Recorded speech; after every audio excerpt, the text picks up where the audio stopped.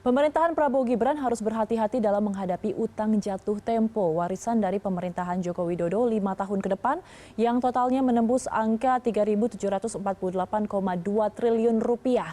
Angka yang fantastis ini menimbulkan pertanyaan publik karena pada saat yang bersamaan pemerintahan baru menjanjikan program unggulan yang juga menelan porsi APBN yang besar. Lalu bagaimana realisasi program unggulan Prabowo Gibran ke depannya? Kita akan bahas sore hari ini bersama dengan Waketum TKN Prabowo Gibran, Sylvester Matutina dan juga Direktur Eksekutif Selyos Bima Yudhistira. Bang Sylvester, Mas Bima, selamat sore. Terima kasih atas waktunya. Selamat sore. Selamat sore Mbak Ayu, selamat sore Mas Bima. Oke, saya ingin ke Mas Bima terlebih dahulu. Mas Bima, tadi telah disebutkan bahwa utang jatuh tempo untuk 5 tahun ke depan jumlahnya fantastis. Kemudian membicarakan di awal pemerintahan Prabowo Gibran di 2025 ada utang sebesar lebih dari 800 triliun rupiah yang harus dibayarkan. Bisa Anda gambarkan kepada kami untuk masyarakat awam ini sebenarnya bagaimana nanti dampaknya terhadap APBN dan juga realisasi program-program unggulan Prabowo Gibran seperti contoh makan bergizi gratis dan juga IKN? Ya, itu kan baru 2025 disebut utang jatuh tempo 800 triliun. Sampai dengan 2027 masih ada utang jatuh tempo yang relatif tinggi, yang angkanya hampir sama. Kemudian kalau kita melihat ya, banyak program-program dari Pak Jokowi juga harus dilanjutkan dong. Kalau enggak kan akan terancam mangkrak dan itu juga bisa jadi masalah tuh, bisa jadi temuan BPK juga kan. Proyek-proyek yang belum selesai. Jadi artinya Pak Prabowo punya program, tapi juga dia harus menyelesaikan program yang multi years yang ada di era Pak Jokowi. Sekaligus di 2025 itu utang jatuh tempo sebagian karena ada pengeluaran pada masa COVID-19. Jadi memang yang akan dihadapi oleh Pak Prabowo ini cukup kompleks pada tahun pertama bahkan sampai tahun ketiga masa pemerintahannya.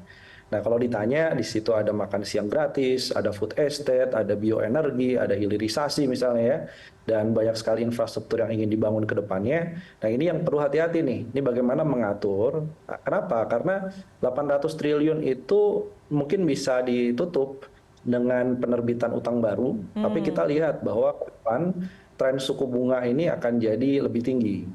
Nah, suku bunga yang lebih tinggi artinya begitu nutup, tahun berikutnya dia harus membayar cicilan dari bunga utang yang lebih mahal. Nah, ini kan akan mempersulit APBN untuk bergerak, bermanuver, menciptakan program-program yang diinginkan oleh janji kampanyenya Pak Prabowo. Jadi memang tantangan Pak Prabowo nomor satu itu di masa transisi adalah menjaga soal APBN. Jangan defisit di atas 3%, rasio utangnya bisa ditekan, penerimaan pajaknya otomatis harus dinaikkan secara signifikan, tapi jangan sampai kelas menengah yang menjerit karena kenaikan pajak. Nah itu saya hanya bicara kompleksitas yang akan dihadapi. Tapi kalau misalkan nanti ada utang baru dengan suku bunga yang lebih besar, ini seperti gali lubang tutup lubang dong, Mas Bima? Oh iya jelas. Ya sekarang begini, sekarang kan untuk memenuhi misalkan belanja pegawai, belanja barang di tahun 2024, mau tidak mau kita harus berutang. Karena itu sudah 185 triliun sendiri tuh.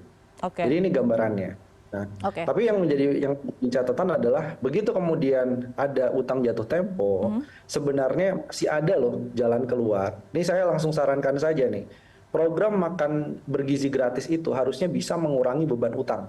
Kalau mau bicara dengan kreditur, seperti kemarin kita dapat 500-an miliar rupiah untuk konservasi terumbu karang.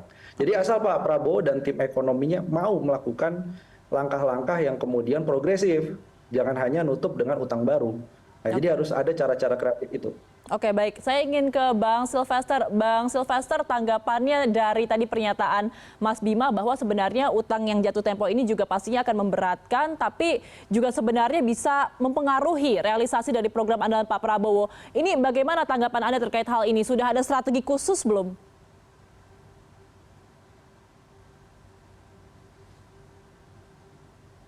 Ya, memang utang kita ya, sebenarnya kan gara-gara besar kemarin hampir 1.000 triliun itu karena pandemi COVID-19. Ya, di angka hampir 1.000 triliun. Dan memang kalau kita lihat saat ini memang kemampuan negara untuk membayar utang itu masih baik ya, masih bagus ya. Ya memang kita ketahui 2025 itu hampir 800 1,33 triliun, terus nanti di 2006 juga kita harus bayar 803 triliun, dan ini sampai nanti tentunya di 2040 ya, itu yang akan makin menurun.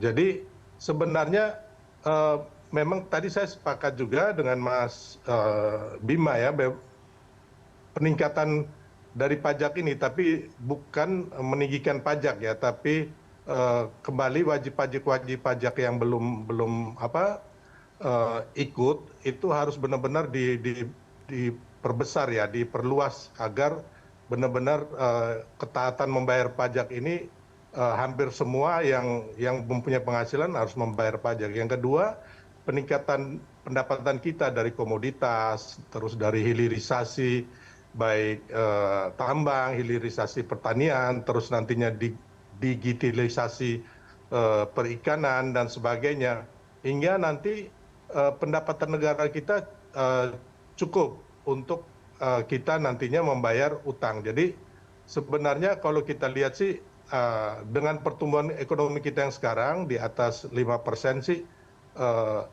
sebenarnya masih aman ya. Ya memang kita harus alert juga, tapi intinya bahwa kita harus optimis bahwa kita masih sanggup dan semua membayar utang, dan semua program-program baik makan bergizi gratis, terus IKN, terus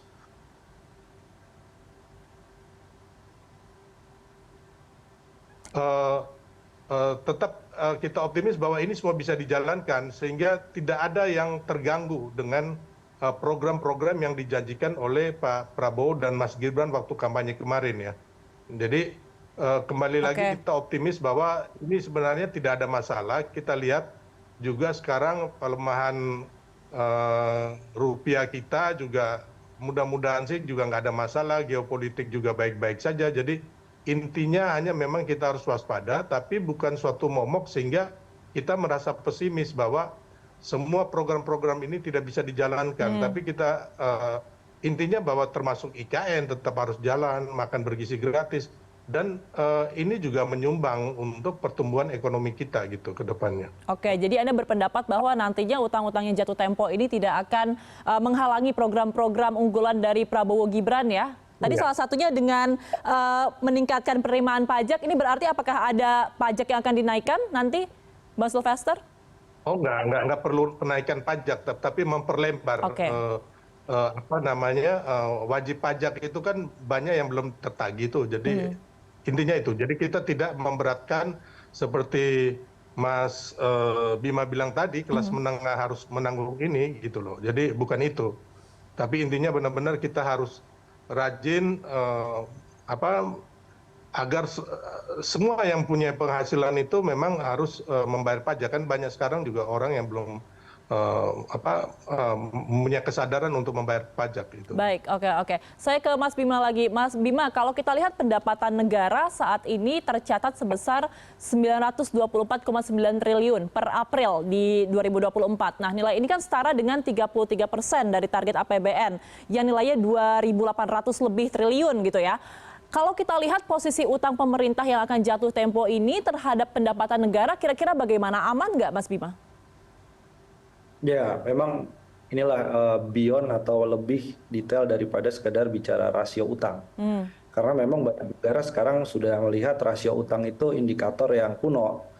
Maka kita perlu indikator-indikator baru. Salah satunya adalah debt service ratio itu terhadap pendapatan. Nah, sekarang banyak sekali nih, misalkan kita bandingkan misalnya total utang terhadap kemampuan bayar pemerintah dari sisi penerimaan pajak. Itu pun sudah angkanya kurang begitu bagus. Kemudian utang pemerintah, khususnya utang luar negeri, itu dibandingkan dengan kemampuan menciptakan falas. Nah ini juga penting nih.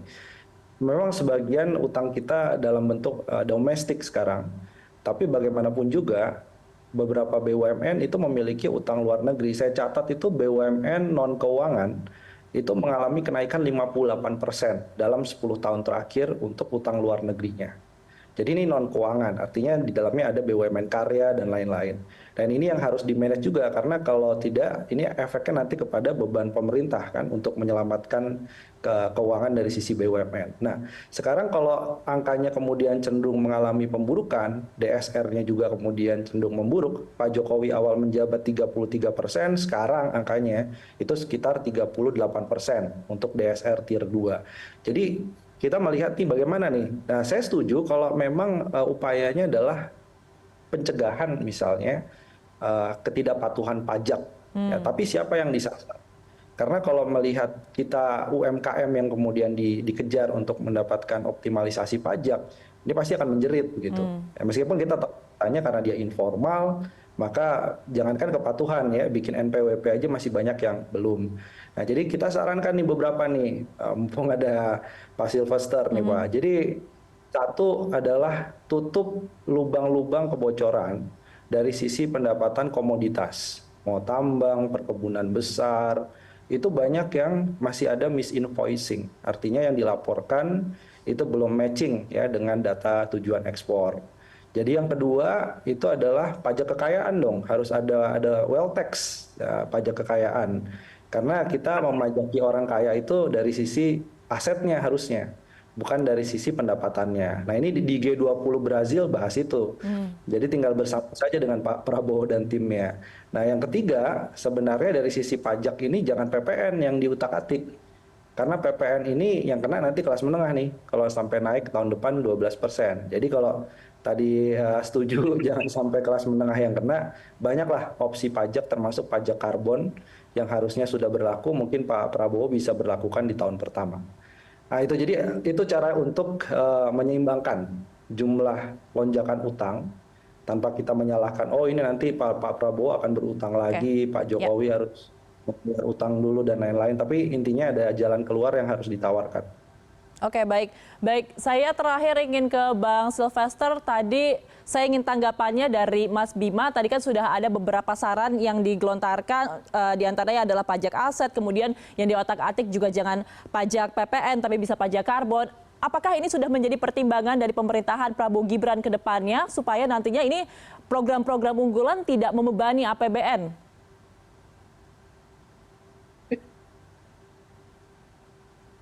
Ya, jadi saya sangat setuju dan sepaham ya dengan yang tadi Mas Bima ceritakan. Ada beberapa kondisi yang memang harus dilakukan oleh Pak Prabowo dan Mas Gibran dalam hal peningkatan pendapatan, baik itu melalui pajak yang tadinya pajak itu bukan hanya mengenai pendapatan, tapi juga aset dari orang-orang yang mampu itu, dan juga memperlebar ya wajib pajak yang belum tertagih itu. Jadi bukan meningkatkan persentase pajak sehingga memberatkan wajib pajak ya, tapi intinya banyak pihak yang belum yang itu tadi membuat NPWP aja nggak punya NPWP gitu loh. Jadi intinya termasuk dari pajak, terus pendapatan baik daripada hilirisasi perkebunan, pertambangan, terus komoditas-komoditas yang lain, termasuk digitalisasi dari perikanan dan juga tentunya UMKM dan peningkatan dari pendapatan dari manufaktur kita ya.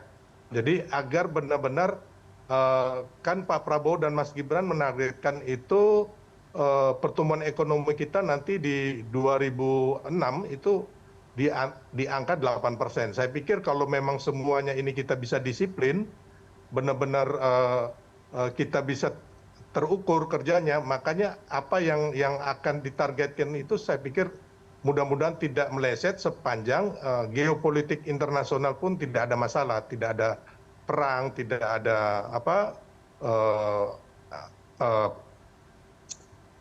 peningkatan ataupun dari minyak dan sebagainya. Jadi kita berharap bahwa apa yang ditargetkan oleh Pak Prabowo dan Mas Gibran nanti dengan pertumbuhan ekonomi 8% ini, sehingga akhirnya semua program itu bisa dijalankan dengan baik gitu. Oke, kita akan kawal bersama bagaimana program-program unggulan di masa pemerintahan Prabowo Gibran dan juga bagaimana dampaknya utang jatuh tempo warisan dari Presiden Joko Widodo. Terima kasih telah bergabung bersama kami sore hari ini. Ada Waketum TKN Prabowo Gibran, Sylvester Matutina, dan juga Direktur Eksekutif Selyos Bima Yudhistira. Selamat sore Bang Sylvester dan juga Mas Bima, sehat selalu. Selamat sore, Terima kasih Pak. Mbak Ayu, terima kasih Ya, Mas Bima, terima kasih. terima kasih.